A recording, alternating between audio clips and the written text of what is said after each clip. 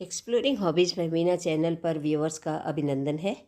Friends, आज हमारा पूरा देश गणपति बप्पा का जन्मदिन मना रहा है और गणपति बप्पा का जन्मदिन हम सब भी अपने अपने तरीके से मनाते हैं। इसके लिए मैंने उनके भोग के लिए मोदक बनाए हैं। इनकी विधि मैं आपसे शेयर कर रही हूँ आज। तो मैंने 1 कप बेसन लिया है और चौथाई कप मैंने इसमें सूजी मिलाने के लिए ली है। और बेसन चूँकि मोटा बेसन नहीं है, दरदरा बेसन लिया जाना चाहिए, वो नहीं था उपलब्ध, तो मैंने इसमें चौथाई चम्मच सूजी मिला दी है। और इसमें मैंने लगभग 2 चम्मच घी डाल करके गरम करके और उसमें अब ये बेसन और सूजी को भूना है। बेसन और सूजी वैसे तो दरदरा हो गया है बेसन इस तरह से, तो स्वाद में तो फ़र्क आता ही है। इसके अलावा क्या है कि ये आराम से भूनने में भी इसको आसानी रहेगी।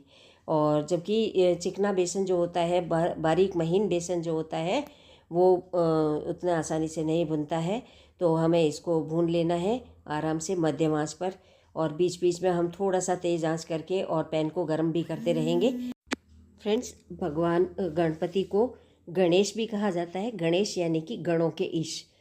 भगवान भोले शंकर के सभी गणों में ये प्रधान हैं, प्रमुख हैं, और इसलिए इन्हें गणेश या गणेश कहा गया है, गणराज कहा गया है। और वैसे सनातन धर्म में हमारे हिंदुओं के सभी देवी देवताओं में इन्हें प्रथम पूज्य का स्थान दिया गया है। सबसे पहले इनकी पूजा की जाती है, बाद में ही अन्य देवी देवताओं की पूजा की जाती है।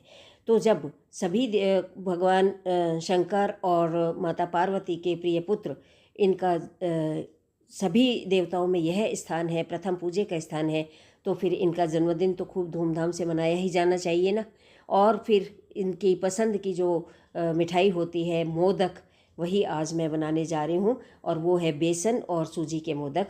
तो मोदक क्या है कि जैसी कि गणाधीश की प्रकृति है, सबके बीच सामंजस्य बिठाकर समन्वय पूर्वक परिस्थितियों का सामना किया जा सकता है।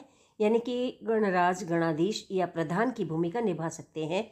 उसी प्रकार से मधुरस और अन्न बल के संयोजन से बने वृहद आसन वाले पिरामिड आकार के मोदक भी भगवान गणेश के सामंजस्य, संतुलन और नियंत्रण की द्योतक हैं। तो बेसन सीख गया है, तो अब मैं इसमें थोड़ी सी कटिंग वाली मिश्री डाल रही हूँ, जो कि मोदक के बीच में क्रंची पन आता है, जिससे थोड़ा सा कुरकुरापन आता है, अच्छे लगते हैं। और ये देखिए, ये मैंने जलेबी पहले बनाई और जलेबी के बचे हुए रस में मैंने लगभग 1 कप ये चीनी डाल करके घोल बना लिया, और इसी की चाशनी अब मैं इसमें मिला रही हूँ। तो ये देखिए, और चाशनी मिलाते समय भी थोड़ा सा आंच को मंदा रखा है, और मंदी आंच पर हमने जो पूरी चाशनी मिला करके, और इस तरह से आज चाशनी के मोदक बनाए हैं मैंने। और जलेबी की चाशनी, जलेबी इसीलिए मैंने पहले बनाई थी। मैंने जलेबी के वीडियो में आपसे कहा था कि बाद में बताऊंगी कि मैं उसका क्या करूंगी, ये पहले क्यों बना रही हूँ जलेबी, जबकि मैंने जलेबी तो शाम को काम ली है और मोदक मैंने सुबह ही काम ले लिए थे।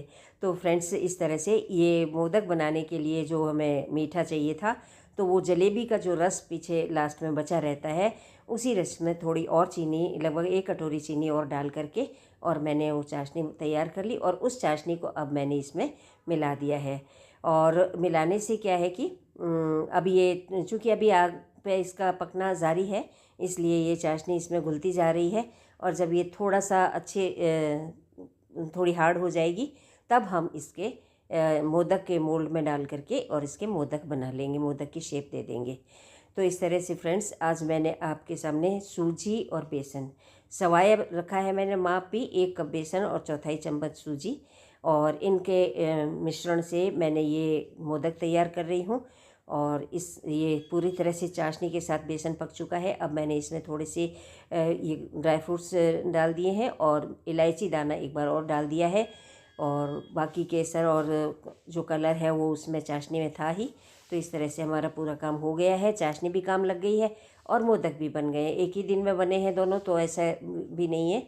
तो लीजिए, मोदक के सांचे में इनको अच्छे से भर कर, मोदक के सांचे को पहले ग्रीस करना ज़रूरी है। थोड़ा सा घी हाथ में लेकर के इसके चारों तरफ लगा दिया था मैंने, और उसके बाद में अब हम इसमें ये मोदक का मिश्रण भर के और इस तरह से हल्का सा दबा करके, और उसके बाद में इसको खोल लेंगे। तो इससे क्या है कि ये मोदक हमें बिल्कुल एकदम तैयार मिलेगा।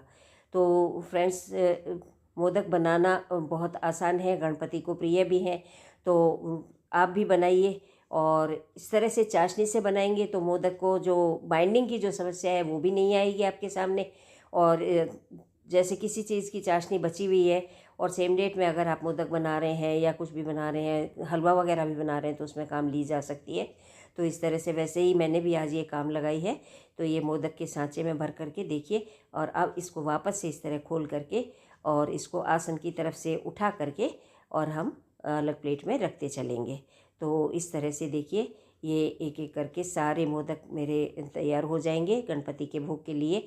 और आप को मेरी ये विधि कैसी लगी, और आपने अगर मेरा चैनल अब तक सब्सक्राइब नहीं किया है तो प्लीज़ मेरा चैनल सब्सक्राइब करें, मुझे सपोर्ट करें।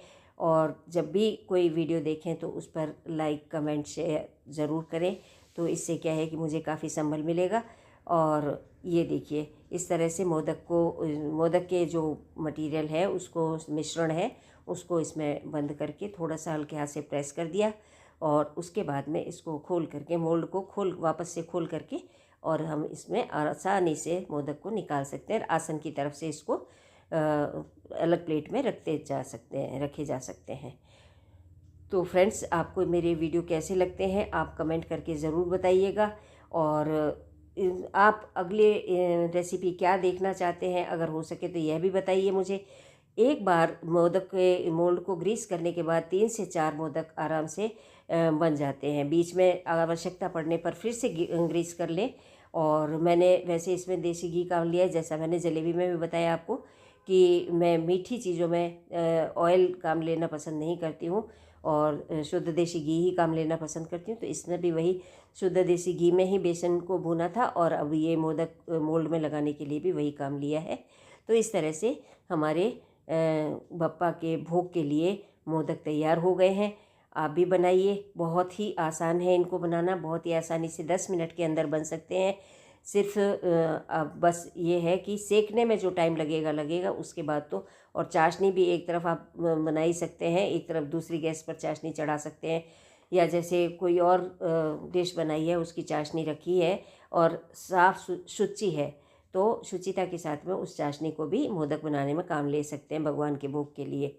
तो ये देखिए, ये मेरे मोदक बन कर के तैयार हो गए हैं। आपको कैसे लगे आप ज़रूर बताइएगा कमेंट करके। और हाँ, लाइक कमेंट करना ना भूलें, और चैनल को सब्सक्राइब करना ना भूलें। प्लीज़ आप मेरे चैनल को सब्सक्राइब करें, और चैनल में वीडियो में अंत तक बने रहने के लिए आपका बहुत बहुत धन्यवाद। और स्वास्थ्य ठीक नहीं है, इतना ही बोल पाऊँगी। हम फिर मिलते हैं अगले किसी वीडियो में किसी नई रेसिपी के साथ। तब तक के लिए बाय। और हाँ, अपना ख्याल रखिएगा, मौसम बदल रहा है, तो अपना ख्याल रखिए। Thanks for watching.